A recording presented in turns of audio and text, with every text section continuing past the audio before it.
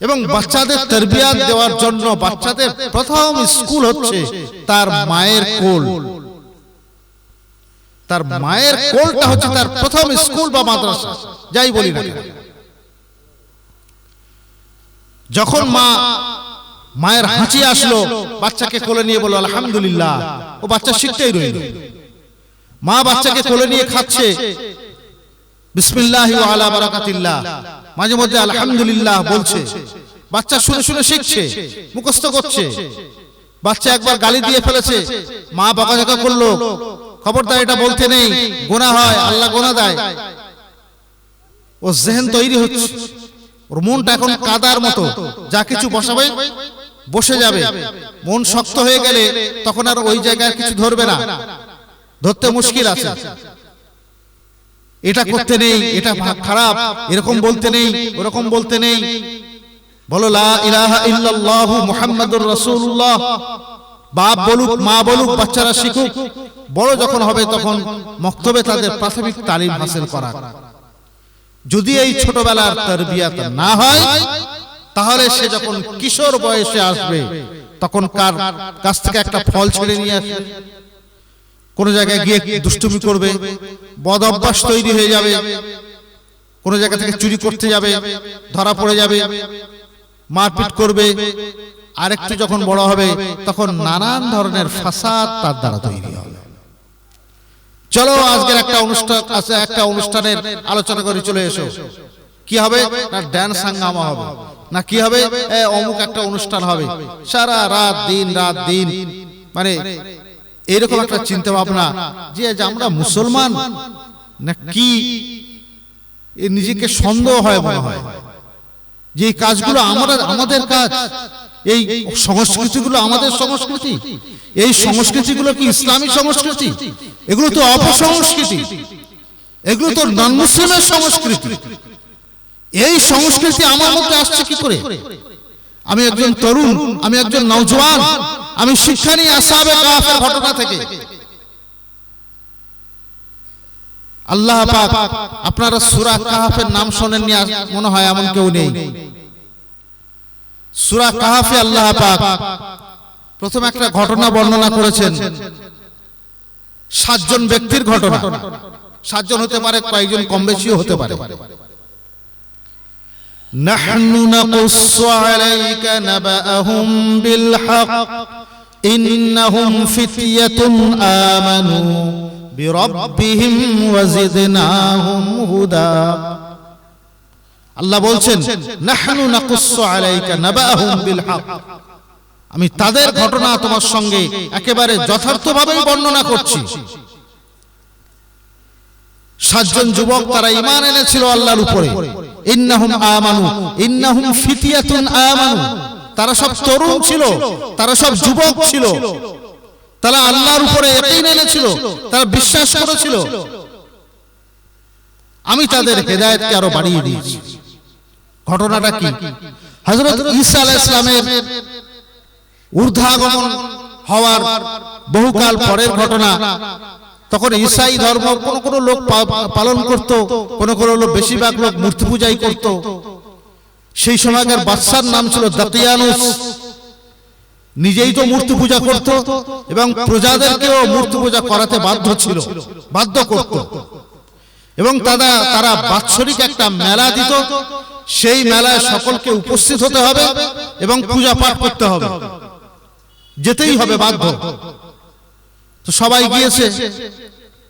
সেখানে কয়েকজন নওজোয়ান, তারা কেউ কারো চেনে না। একজন তরুণ ছেলে, তার মাথায় আসলো এই কাজটা তো ঠিক করছি না, যাকে আমি নিজে হাতে বানালাম, নিজে হাতে তৈরি করলাম, আবার তার কাছে মাথা নত করি কি করে, তো ঠিক নয়। বলে ও মজলিস থেকে সাইড হয়ে অন্য এক জায়গায় বসে গেছে। ঠিক তার কিছুক্ষণ পরে আরেকজন ছেলে নওজোয়ান, সে ওইরকম গিয়ে মন খারাপ করে মজলিস থেকে সাইড হয়ে দূরে তার কাছে গিয়ে বসে আছে। এরকম করে করে 7 থেকে 9 জন নওজওয়ান তারা এইভাবে উঠে গিয়ে ওরা সব বসে আছে এক জায়গায়, কিন্তু কেউ কারো চেনে না, আর এরা নিজেরা কে কিসের জন্য বসে আছে তাও জানে না, নিজেদের কথাটা তো বলতে পারছে না, বাচ্চা শুনলে তো খুব জবাই করে।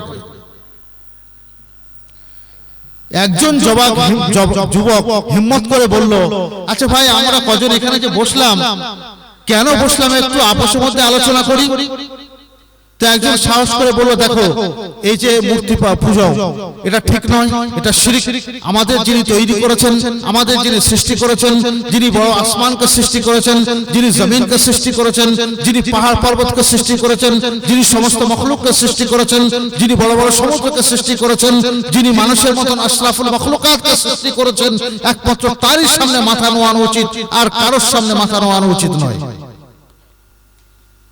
তখন অন্যান্য যুবকরা বলল, আমরা তো এই জন্য বসে চলে এসেছি এদিকে, আমরা এক আল্লাহকে বিশ্বাস করি এবং তারই কাছে তাকেই পূজা করি এবং তারই সামনে মাথা নত করি। মুগ্ধ হরে স্বপন গড়ে তোদের প্রাণের আসর কোণে। বললে অন্য সম্প্রদায়ের লোকেরা খেপে যাবে, তবে কবিতাটা রবীন্দ্রনাথ ঠাকুরের লেখা, আমার নিজের কবিতা নয়। মুগ্ধ হরে স্বপন ঘরে, মুগ্ধ রে স্বপন ঘরে তোদের প্রাণের আসর কোণে, ধুলায় গড়া দেবতারে লুকিয়ে রাখি সঙ্গোপনে, বাহির এসে দাঁড়িয়ে রবে কত না যুগ যুগান্তরে, চিরদিনের প্রভু তব তোদের প্রাণে বিফল যাবে। রবীন্দ্রনাথ ঠাকুরের লেখা, কিন্তু এই কবিতাটা খুব একটা ছাপা হয় না। তোরা বললে মূর্তি পূজা, এ তো আমরা নিজেরাই তো হাতে গড়া মূর্তি, এর সামনে কেন পুজো করব? তো 7 জনে একমত হলো, চলো আমরা 7 জন মিলে একটা মসজিদ বানাই, ইবাদতখানা বানাই, আর সেখানে রাজার অগোচরে আমরা গোপনে আল্লাহর ইবাদত করব। এখন তারা ওইভাবে, তারা কিন্তু সব রাজ ফ্যামিলির সদস্য ছিল, গায়ে সব দামি দামি পোশাক, গহনা ইত্যাদি। তারা সেই মসজিদে গিয়ে তারা আল্লাহর ইবাদত করতে লাগলো।